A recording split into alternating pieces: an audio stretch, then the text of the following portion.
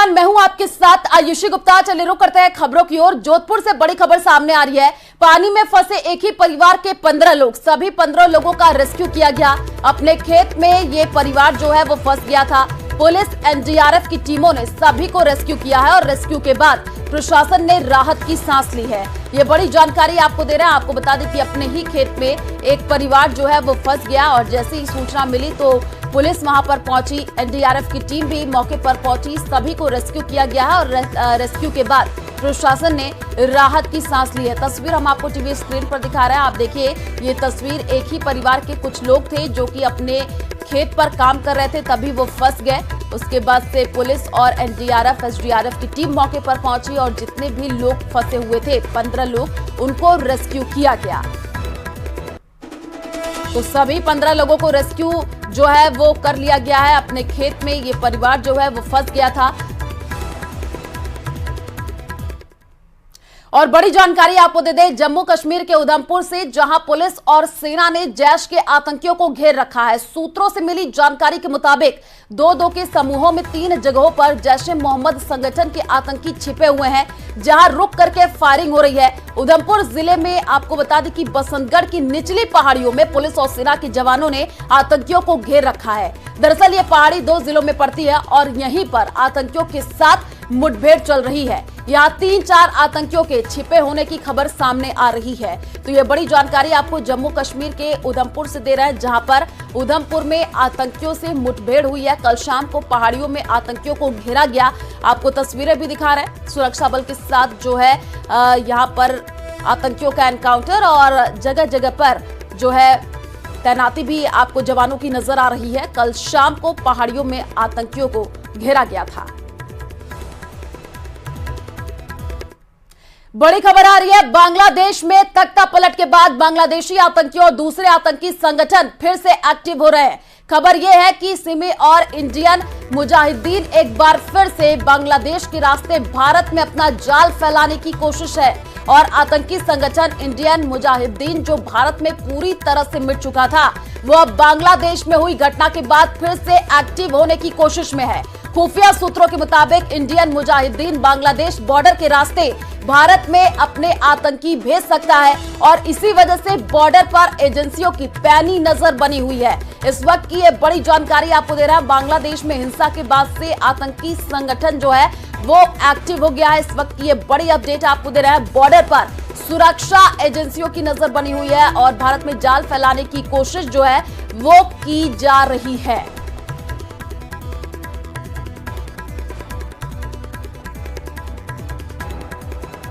और चलिए रुक करते हैं अगली खबर की ओर। बांग्लादेश की पूर्व प्रधानमंत्री शेख हसीना भारत से यूरोप जा सकती है। सूत्रों के मुताबिक अगले 48 घंटे में यूरोप के लिए रवाना हो सकती हैं शेख हसीना। आपको बता दें कि शेख हसीना को राजनीतिक शरण की मंजूरी का इंतजार है। हालांकि यूके के ठंडे रुख के बाद अमेरिका ने भी शेख हसीना को वीजा देने से इनकार कर दिया है। तो ये बड़ी जानकारी आपको दे रहे हैं। जो है शेख हसीना यूरोप जा सकती हैं। सूत्रों के हवाले से ये बड़ी जानकारी मिल रही है। शेख हसीना को राजनीतिक शरण की मंजूरी का अब इंतजार है।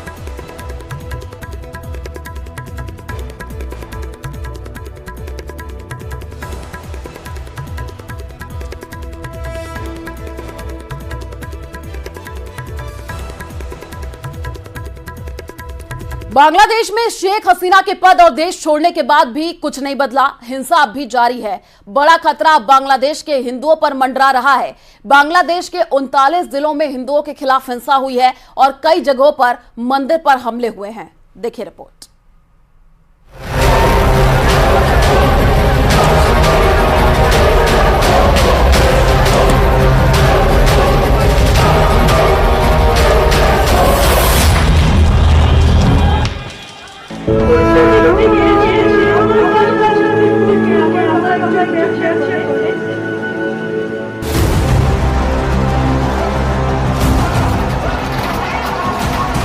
बांग्लादेश में हिंदू विरोधी जमात,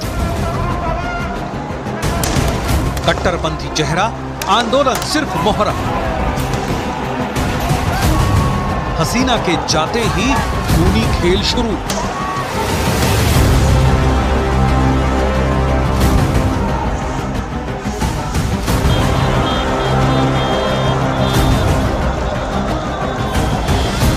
बांग्लादेश में शेख हसीना के इस्तीफे के बाद भी माहौल ठंडा नहीं हो रहा है। हर तरफ आगजनी, हमले, लूटपाट और हत्याओं का दौर चल रहा है, जिसे जो जहां मिल रहा है उसे ही लूट कर भाग रहा है। कानून व्यवस्था धराशायी है। लेकिन जो सबसे डरावनी कहानी है वो ये कि अल्पसंख्यकों को टारगेट करके निशाना बनाया जा रहा है। शेख हसीना के तख्ता पलट के बाद जिसका डर था, बीते 24 घंटे में वही हो रहा है। हम लोगों का घर कारोबार सब आग से जला दिया गया है। बहुत प्रॉब्लम है। भाई है, हिंदू भाई, बुद्ध भाई जो है, उन लोग के घर में जाके, मंदिर में जाके आग लगा रहे हैं।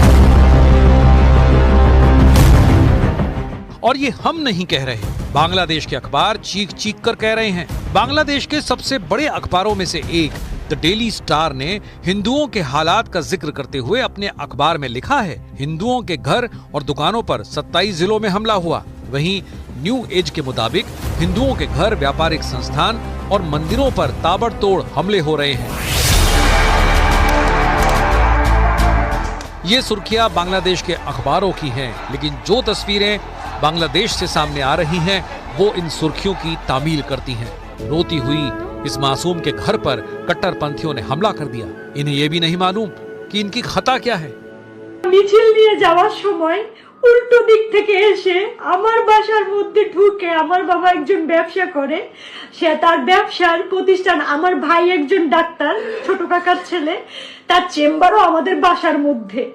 এই চেম্বারের মধ্যে ঢুকে আমাদের পুরো ভাইরা চুইরা কিচ্ছু রাখে নাই। আমার কাকাকে খুঁজতেছিল, আমার ভাইকে খুঁজতেছিল, মানে এরা কোথায়।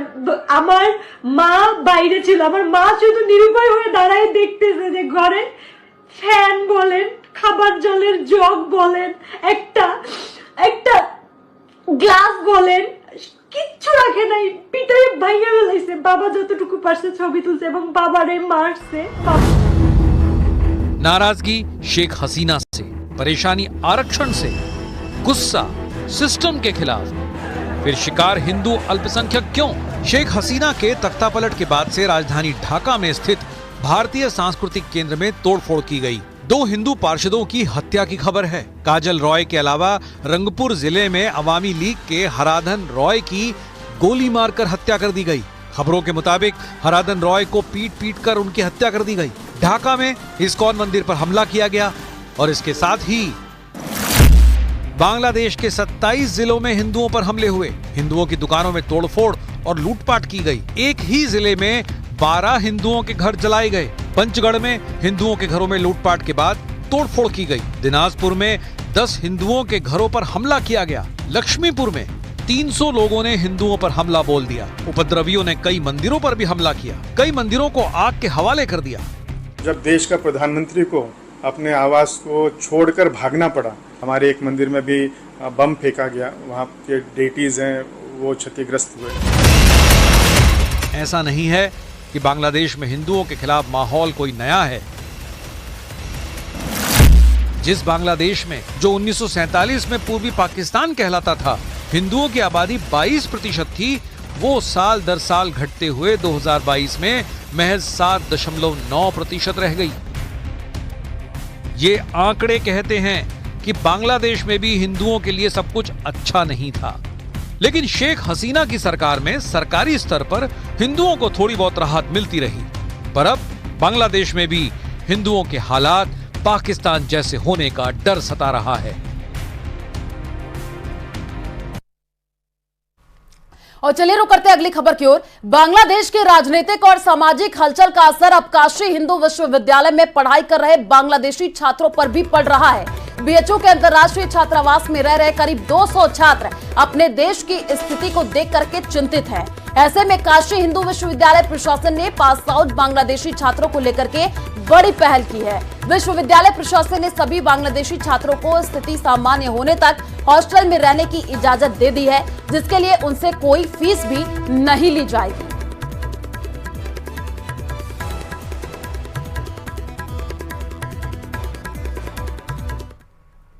रेसलर विनेश फोगाट का फाइनल मुकाबला विमेंस 50 केजी वेट कैटेगरी में अमेरिका की पहलवान सारा एन हिंडरब्रांड से होगा। आपको बता दें कि फाइनल में जाने से पहले विनेश फोगाट ने बड़ा उलटफेर करते हुए अब तक जो है आपको बता दें कि अपराजय रही और जो है पिछले ओलंपिक्स की चैंपियन यूई सुसाकी को शिकस्त दी। उसके बाद यूक्रेन की ओक्साना लिवाच को हरा करके सेमीफाइनल में जगह बनाई थी।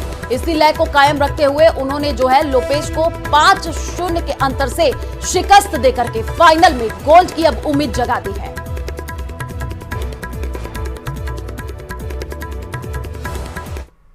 वहीं पुरुष हॉकी में भारत को अब कांस्य पदक के लिए खेलना है। कल जर्मनी के साथ हुए सेमीफाइनल मुकाबले में भारतीय टीम को 3-2 से हार का सामना करना पड़ा, जिसके बाद सिल्वर और गोल्ड की उम्मीद खत्म हो गई। लेकिन दूसरे सेमीफाइनल में नीदरलैंड्स ने स्पेन को मात दी है, तो अब फाइनल में नीदरलैंड्स का मुकाबला जो है जर्मनी से होगा और जो है हरमनप्रीत सिंह की अगुवाई में भारतीय टीम का कांस्य पदक के लिए मुकाबला कल यानी गुरुवार को स्पेन से होगा।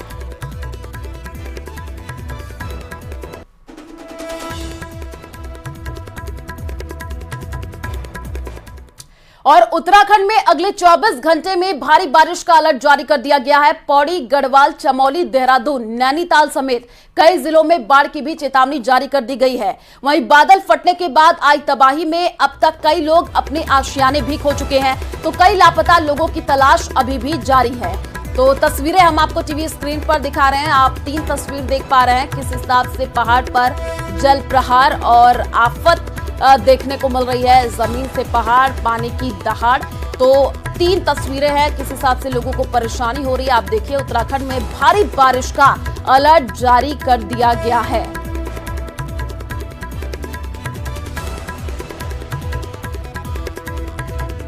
तो आप देख पा रहे हैं तस्वीरों के माध्यम से लोगों को सुरक्षित जो है निकाला भी जा रहा है। दूसरी तस्वीर आप देखिए, पानी का जलस्तर कितना ज्यादा बढ़ता हुआ यहां पर दिख रहा है। उत्तराखंड के पिथौरागढ़ में पहाड़ी से लगातार भारी पत्थरों का गिरना मुसीबत का सबब बना हुआ है। कई जगह सड़कें क्षतिग्रस्त हो गई हैं, जिसके चलते कई किलोमीटर लंबा जाम भी लगा हुआ है। यात्री जहां की तहां फंसे हुए हैं। वहीं प्रशासन भी सेना के साथ लगातार रेस्क्यू ऑपरेशन में जुटा हुआ है। तो तस्वीर हम आपको टीवी स्क्रीन पर दिखा रहे हैं। आप देखिए ये पहाड़ कैसे दरख्त के नीचे गिरते हुए नजर आ रहे हैं और लोगों को अब वहां से रेस्क्यू भी किया जा रहा है। लंबे जाम भी देखने को मिल रहे हैं। यात्री वहां पर फंसे हुए हैं, जो जहां पर है वहीं पर फंसा हुआ है। प्रशासन सेना के साथ लगातार रेस्क्यू ऑपरेशन में जुटा हुआ है। राजस्थान के कई जिलों में जारी भारी बारिश से बाढ़ जैसे हालात बने हुए हैं। ये तस्वीर पाली की हम आपको दिखाने जा रहे हैं, जहां सड़कों ने तालाब का रूप धारण कर लिया है। रिहायशी इलाकों में 4 फीट तक पानी भर गया है। क्या घर क्या दुकान सब पानी में समा गए हैं, जिसने लोगों की मुश्किलें अब बढ़ा दी है। लोग घरों में ही क्या धोने को मजबूर हो गए हैं। तस्वीर हम आपको टीवी स्क्रीन पर दिखा रहे हैं। आप देखिए 3 से 4 फीट तक यहाँ पर पानी भरा हुआ है। लोगों को कितनी परेशानी हो रही है। पाली की ये तस्वीर है। जलस्तर लगातार बढ़ता जा रहा है। कई कॉलोनियों में जो है घरों में पानी घुस गया। आप देख पा रहे हैं तस्वीरों में। केरल में बादल फटने के बाद आई तबाही के बीच अपनों की तलाश जारी है। सुजीपारा में वायुसेना ने झरने में फंसे कर्मचारियों का रेस्क्यू किया है। सैलाब आने के बाद से फंसे हुए थे ये कर्मचारी। वायुसेना के जवानों ने हेलीकॉप्टर और रस्सी के सहारे सभी की जान बचाई है। तो तस्वीर आप देख पा रहे हैं कि किस हिसाब से यहाँ पर रेस्क्यू चलाया गया। तबाही में जो लोग खोए हुए हैं उनकी तलाशी की जा रही है। झरने में फंसे लोगों का जो है रेस्क्यू भी किया गया है। आप देखिए कैसे वायुसेना के जवानों ने हेलीकॉप्टर और रस्सी के सहारे सभी की जान बचाई है।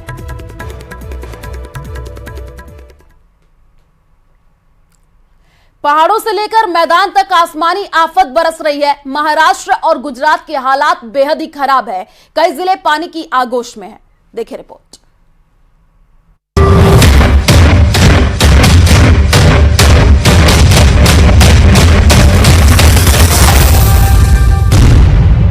पहाड़ से मैदान तक आसमानी आफत।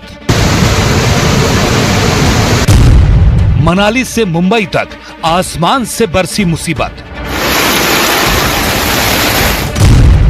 कहीं फटे बादल, कहीं पानी की मनमानी ने बढ़ाई परेशानी। मॉनसून जैसे जैसे आगे बढ़ रहा है, लोगों के लिए मुश्किलें भी बढ़ती जा रही हैं। पहाड़ से लेकर मैदान तक, उत्तर से लेकर दक्षिण तक, हर तरफ मौसम की चौतरफा मार देखने को मिल रही है। मौसम विभाग ने भी आने वाले दिनों में कई जिलों में बारिश का अनुमान जताया है। यानी साफ है कि अभी आसमानी आफत से राहत मिलने के आसार नजर नहीं आ रहे। महाराष्ट्र में भी इन दिनों मुसीबत की बारिश हो रही है। लगातार हो रही बारिश से लोगों को उमस भरी गर्मी से राहत तो मिली, लेकिन लगातार हो रही बारिश की वजह से सड़कों पर पानी भर गया, जिससे भागती दौड़ती मुंबई की रफ्तार थम गई। मुंबई के लोगों की यह मुसीबत जल्द खत्म नहीं होने वाली, क्योंकि मौसम विभाग ने मुंबई में शुक्रवार सुबह 10 बजे तक बारिश का अलर्ट जारी किया है। यानी मुंबई में अभी और बारिश होगी और सड़कों पर पानी भरने से लोगों की मुसीबतें और भी बढ़ सकती हैं। ये तस्वीरें मुंबई के बांद्रा कुर्ला कॉम्प्लेक्स की हैं, जहां कुछ देर की बारिश में ही सड़कों पर पानी भर गया। वहीं नवी मुंबई और चेंबूर में भी भारी बारिश के बाद सड़कें दरिया के रूप में तब्दील हो गईं, जबकि कई जगह अंडरपास में पानी भर जाने की वजह से ट्रैफिक को रोकना पड़ गया। सिर्फ मुंबई ही नहीं, पुणे में भी बादल जमकर बरसे, जिसके बाद पुणे के कई इलाकों में पानी भर गया। पुणे के सिंहगढ़ इलाके में इतनी बारिश हुई कि सड़कों पर घुटनों तक पानी भर गया। पानी में डूबने की वजह से कई गाड़ियां बंद हो गईं। वहीं दूसरी तरफ रिहायशी इलाकों में भी कमर तक पानी भर गया। वहां पार्किंग में खड़ी गाड़ियां भी पानी में डूब गईं। मौके पर पहुंची एनडीआरएफ की टीम ने फंसे लोगों का रेस्क्यू किया और नाव की मदद से लोगों को सुरक्षित जगह पहुंचाया गया। वहीं भारी बारिश के बाद पुणे के विट्ठल मंदिर के चारों तरफ पानी भर गया। मंदिर का गेट पूरी तरह से पानी में डूब गया। एक शोरूम में भी बारिश के पानी ने जमकर कहर मचाया। भारी बारिश के बाद शोरूम में घुटनों तक पानी भर गया और वहां रखा सारा सामान पानी में भीगकर खराब हो गया।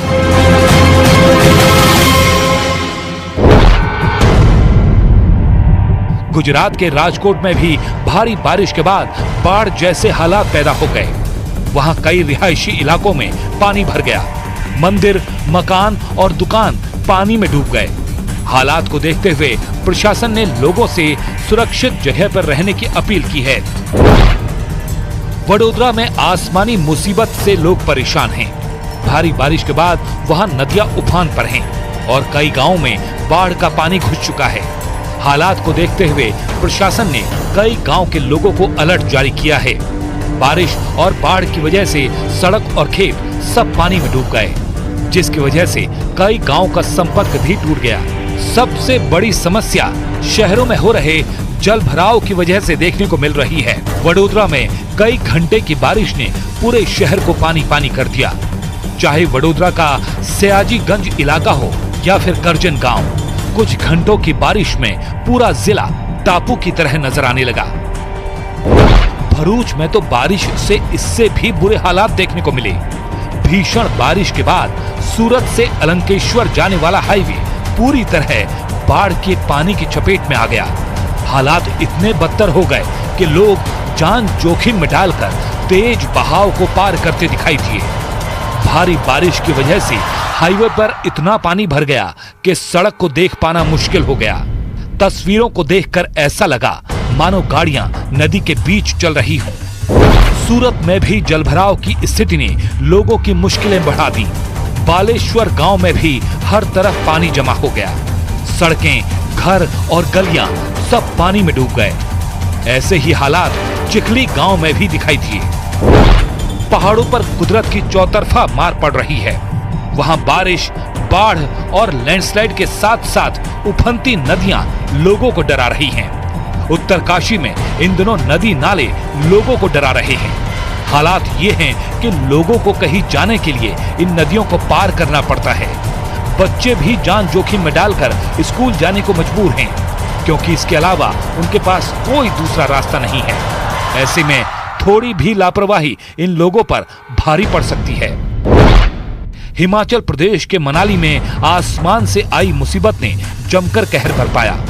वहां बादल फटने से बाढ़ आ गई, जिसके बाद उस इलाके में हर तरफ तबाही की तस्वीरें सामने आईं। अचानक आए सैलाब की वजह से कई रास्ते बह गए तो कई घरों को भी नुकसान पहुंचा।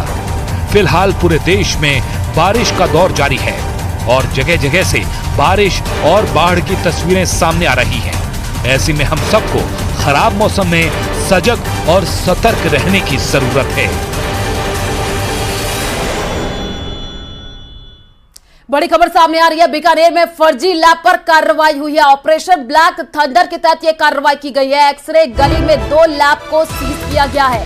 एक को कारण बताओ नोटिस जारी कर दिया गया है। सीएमएचओ डॉक्टर राजेश कुमार गुप्ता ने ये कार्रवाई की है। आपको बता दें कि A1 लैब व बालाजी लैब में ना अप्रूवल ना सर्टिफिकेट मिला है। चिकित्सक व लैब टेक्नीशियन का प्रमाण नहीं मिला है। धार लैब में काफी कमियों के चलते जो है कारण बताओ नोटिस जारी कर दिया गया है और शहर में जो है फर्जी लैब चल रही है, ये भी सूचना मिली है। इस वक्त की ये बड़ी जानकारी, बीकानेर में फर्जी लैब पर कार्रवाई देखने को मिली है। ज्यादा जानकारी के लिए संवाददाता विक्रम हमारे साथ फोन लाइन पर जुड़ चुके हैं। विक्रम, क्या कुछ जानकारी है अभी इस पूरे मामले में? जैसे ही वहां पर चेकिंग हुई तो पता चला कि लैब में ना अप्रूवल ना कोई सर्टिफिकेट, क्या कुछ अपडेट?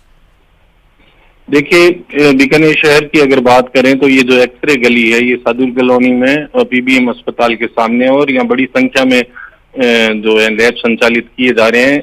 ये केवल मात्र 2 लैब हैं, ऐसे हजारों की संख्या में लैब हैं जिनके पास ना तो पूरे संसाधन है और ना ही वहाँ पर टेक्नीशियंस है। विभाग की तरफ से अभी 2 लैब पर कार्रवाई की गई है, जिसमें से एक बालाजी लैब है और एक जो A1 लैब है वहाँ पर किसी भी तरह का कोई अप्रूवल नहीं मिला है, ना ही उनके पास कोई चिकित्सक है और ना ही लैब टेक्नीशियंस है। तो इसलिए इन 2 लैब को सीज कर दिया गया है और सीएमएचओ ने कहा है कि इस तरह की अगर और भी जो लैब संचालित हो रही हैं तो उनके खिलाफ भी कार्रवाई की जाएगी।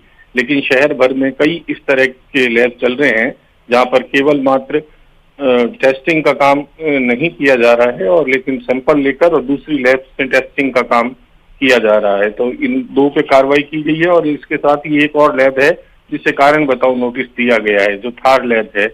तो कार्रवाई हुई है तो निश्चित रूप से अभी उम्मीद की जानी चाहिए कि इस तरह की जो फर्जी लैब चल रही है तो उन पे आगे भी कार्रवाई होगी। जी विक्रम, लैब में जो कर्मचारी मौजूद उनसे पूछताछ हुई है, उनका क्या कहना है इस पूरे मामले में? देखिए, जो लैब है उनमें किसी भी तरह के सर्टिफिकेट नहीं होने से साफ है कि ये जो लैब है वो ऐसे ही संचालित की जा रही है। और जो कर्मचारी यहाँ पर जो लगाए जाते हैं वो जो नए नए लड़के होते हैं उन्हें यहाँ बिठा दिया जाता है और मूल संचालक जो है वो इस तरह की लैब्स में नहीं बैठते हैं। तो फिलहाल इसीलिए इन 2 लैब को सीज किया गया है और इसके साथ ही अब जो दूसरे इस तरह के लैब्स हैं उन पर देखते हैं कि स्वास्थ्य विभाग कब कार्रवाई करता है। बिल्कुल, कई सारी अव्यवस्थाएं मिली हैं। आप नजर बना करके रखिए इस पूरे मामले में। अपडेट आपसे लेंगे आगे भी। शुक्रिया तमाम जानकारी साझा करने के लिए। तो ऑपरेशन ब्लैक थंडर के तहत यहां पर कार्रवाई हुई है। बीकानेर से ये जानकारी आपको दे रहे हैं जहां पर फर्जी लैब पर कार्रवाई की गई है। जयपुर में आज 2 दिवसीय तीज उत्सव मनाया जाएगा। 7 और 8 अगस्त को शाम 5:45 पर तीज की शाही सवारी निकाली जाएगी। शाही सवारी जो है त्रिपोलिया गेट से शुरू होगी। सवारी छोटी चौपड़, गनगौरी बाजार और पॉल्ड्रिंग उद्यान होते हुए ताल कटोरा पहुंचेगी। पर्यटन विभाग की ओर से लोक कलाकार जो सांस्कृतिक प्रस्तुतियां यहां पर देते हुए नजर आएंगे। तो बड़ी जानकारी आपको दे रहे हैं। 2 दिवसीय तीज उत्सव जो है मनाया जाएगा। 7 और 8 अगस्त को जो है ये उत्सव मनाया जाएगा। तस्वीरें हम आपको टीवी स्क्रीन पर दिखा रहे हैं। आप देखिए कि जो है महिलाओं में खासा उत्साह जो है देखने को मिला। पहले से ही कुछ महिलाएं जो है वो श्रृंगार का सामान खरीदती हुई नजर आई। साथ ही साथ आप देख पा रहे हैं, पहली तस्वीर हम आपको दिखा रहे हैं, मेहंदी लगाती हुई नजर आई। तो पूरी तरीके से तैयारियां जो है वो पूरी कर ली गई हैं और जो है 7 और 8 अगस्त को शाम 5:45 पर तीज की शाही सवारी निकाली जाएगी। शाही सवारी जो है त्रिपोलिया गेट से शुरू होगी। सवारी जो है छोटी चौपर, गनगौरी बाजार, पॉल्ड्रिंग उद्यान होते हुए ताल कटोरा पहुंचेगी।